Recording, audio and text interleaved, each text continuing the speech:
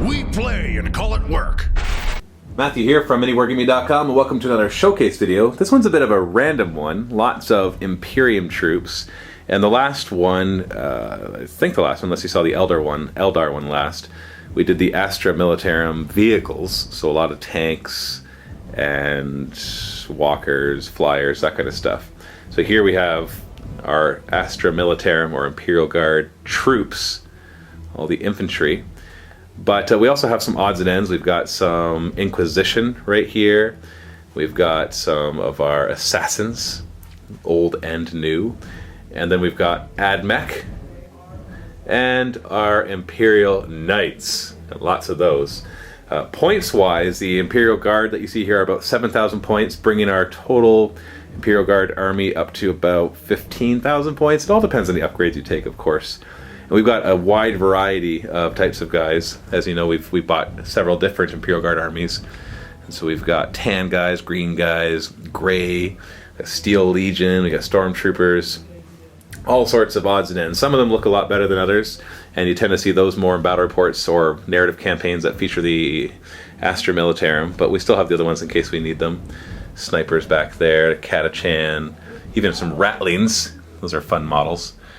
And we've got lots of Psychers, Commissars, we've got command squads, tons of heavy weapon teams, las cannons, mortars, autocannons, heavy bolters, and some missile launchers as well. And even some really old school ones that were on the smaller bases. So a variety of quality of paint jobs here. The assassins are cool. We've got like 3 Vindicators. Just somehow, just over the armies that we acquired, there's always one of those stuck in there because they're so good, and they have been throughout the different editions. Then we have our Inquisition right here too. I love the Inquisition army. This one is just about 800 points because you can definitely build 2,000, 3,000, 4,000 points of Inquisition once you start adding in vehicles, but they're fun just to bring as allies. And we've even got our Forge World. What's the guy's name? Hector? Hold on, let me just look it up. His name, I think that's Kotiaz, or it's Hector Rex. I think that's Hector Rex, with his little book carrier right behind him. And so this one's really cool. I love that one. We believe we used him in a narrative campaign to stand in to somebody else. And we got Kotiaz there, and then just some of your typical Inquisitors, a Witch Hunter. And a lot of these, like, just older models could use updates for sure, but there's still a lot of character to them with our assassins and with the demon hosts and the crusaders and the Jokera weaponsmiths and the acolytes. And so that's basically the warband. That could all be one squad and stick with an Inquisitor, and there is your detachment of Inquisition that you can tag on to something else. So they're a lot of fun. Not necessarily the most powerful of armies, but Inquisitors always make good allies to bring into your Imperium forces. And then, of course, we've got our Mech. This is the studio's army, although Leland is the one that painted them all up. He did a great job with them.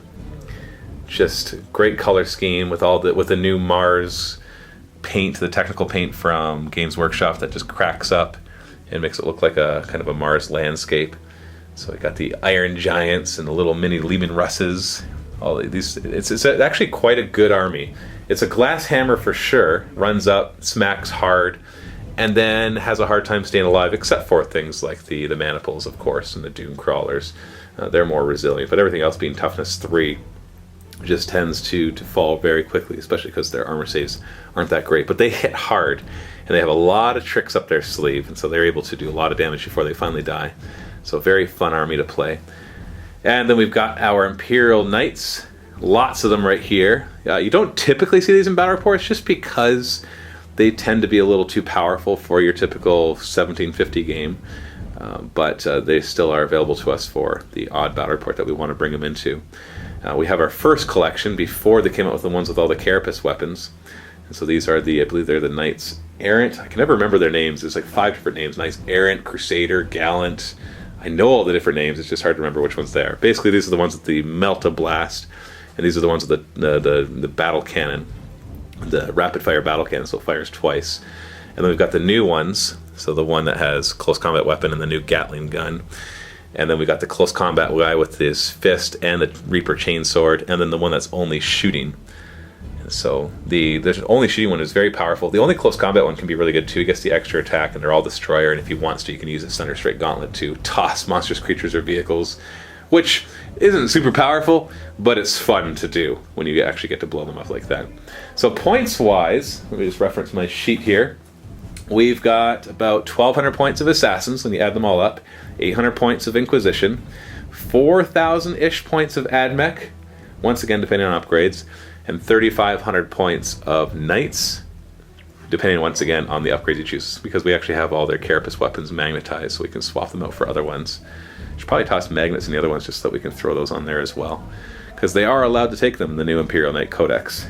So all together, what you see on the table here, that would be what, 2,000, 6,000, 10,000, about 17,000 points of Imperium troops here. All Battle Brothers.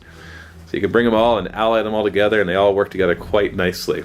It's a nice thing about the Imperium. I do think they could use. I've really liked the Horus Heresy allied chart. It's not even symmetrical, that you can have one ally with another, but not necessarily the other one ally with that one.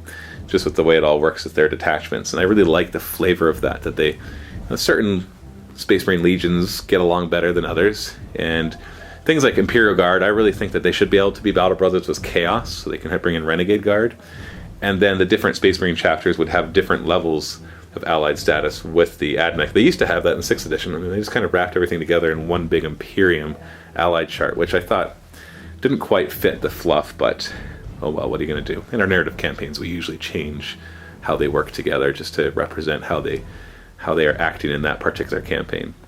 So there you have it. Lots and lots of Imperium. All out for pictures to be taken for, like I said in our very first showcase, for insurance purposes, because we need to get these insured in case the building burns down. We need to be able to replace our collection, although it'd take a long time, even if we were given all the money for it, because the lots of years of painting and collecting here. So, hope that you enjoyed it. Stay tuned for more showcases, and happy wargaming.